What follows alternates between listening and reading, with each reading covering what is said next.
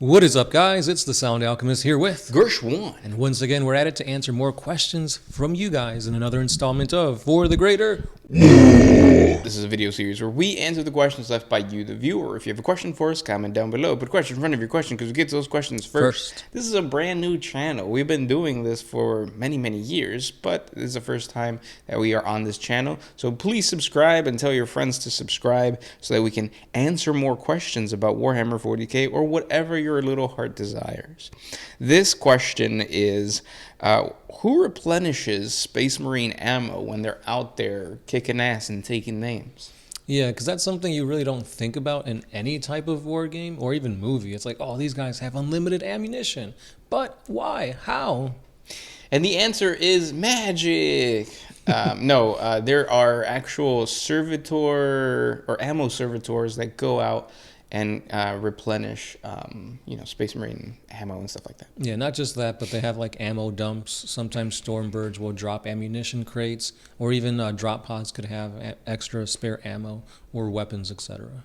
Yeah, so think of it just like any, military war zone kind of thing. The supply of the front lines are really, really important, and Space Marines are specialized units that need it just as much as any other unit. Yeah. Let's remember Space Marines are a little bit different than humans. Space Marines do not waste ammunition. Every shot is cold and calculated to make sure it's a kill. And because of that, they don't really run out of ammunition as much as you would think. Yeah, they're just charging through the battlefield, killing like heretics.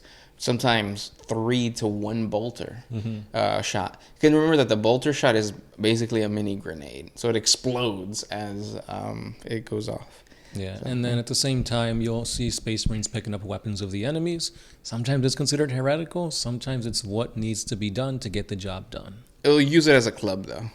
Yeah. I don't think they'll fire an orc shooter because the lore says that if you fire an orc shooter, it explodes in your face. That's right, yeah. Unless you're a digger. That's true. They still exist. Next question. This one is by Gareth. What is the flare virus and why isn't it used more? The flare virus is a Necron disease that isn't used because it's not good. Like, it creates Necron warriors into like these creatures that don't follow the command protocol, and they're just wanting to rip human flesh, or not human flesh, but any flesh. Yeah, they essentially kind of become zombies. Yeah. And a lot of like Necron lords don't really want them in their dynasties. If they are, they're kind of in the back lines just cleaning up whatever survives. Yeah, because remember, you can't control flare virus Necrons. There is a flare virus king who wears the skin of his enemies and stuff like that, but that's about it. He just knows how to tame the wildness of the Necron flare virus. Isn't there a flare Necron destroyer? Yes. But I feel like that's a different type of virus. I feel like the flare virus got retconned. Oh, yeah. So it's like I don't even know. Like the new Necron lore has been so, I don't know if it's good or bad. Like Necrons have gone through a bunch of reiterations to the point where at first they were just like Terminators. Yep. No real thought, just out there to destroy all life on every planet. And then it's like, no, let's give them a little bit of personality so we actually have characters. And then that became, oh, well, the Silent King is back, and now there's different dynasties and stuff like that. So I think they added more personality, which meant that the Necrons became a more relatable force for players instead of just like the Terminators of 40K. Yeah. And sometimes you have to ask yourself, why is Necron lore so, or why has it been changing so much? And I think the answer is, in the lore, humans are starting to realize that there's more depth to them. They're not just mindless warriors. Yeah, where to a regular human, yeah, they just look like, mindless zombie robots. But no, there's, like you said, there's more to that. Yeah. Next question. I have one from, what's the strongest feat that the Emperor has done? And that's kind of cool to think about. We started reading the Primarch series from the Black Library, and in each book, a Primarch does a feat that's like, whoa. With Angron, it was just charging and completely obliterating a bunch of simulacrums and not succumbing to the Butcher's Nails. Magnus had a las cannon shot straight to his chest, and he survived. Not only that, but he lifted and held a spaceship. Yeah, like a continent-sized spaceship. Yeah, and then we had Perturabo, who basically single-handedly created the logistics to evacuate an entire planet within like a week, or like a month, or something like that. So he's smart. Mm-hmm. So when you think of the Emperor, it's a little bit of everything.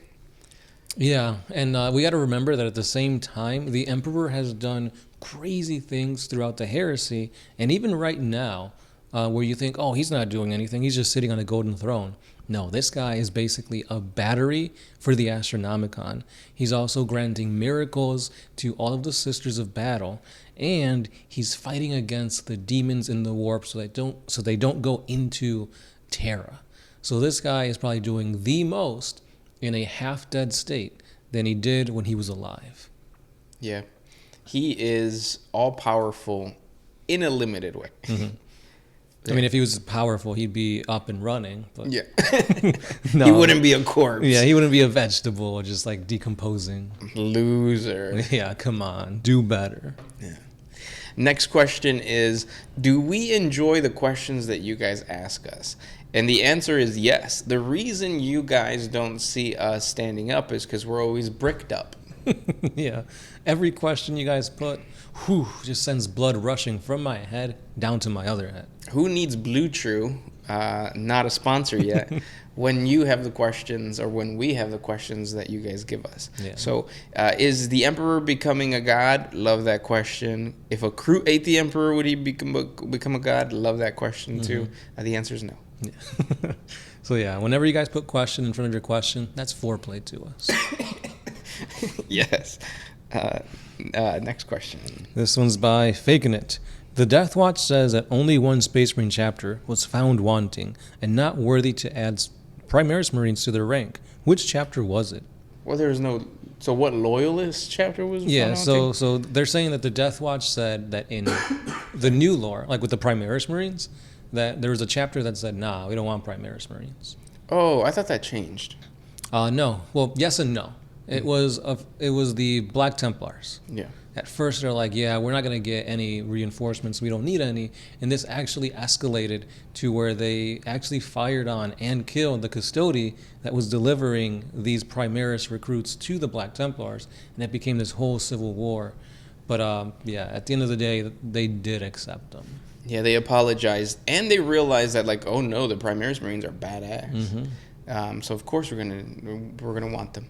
Why wouldn't you want the latest, newest tool of war? Right. Yeah. And those were the questions for today. If you guys have more questions for us, please comment down below. Thank you guys so much for hanging out with us. Don't forget to subscribe and tell your friends. And, we'll see you tomorrow. Yeah, keep those questions coming. And as always, it's been the Sound Alchemist. Gershwan. And we are out.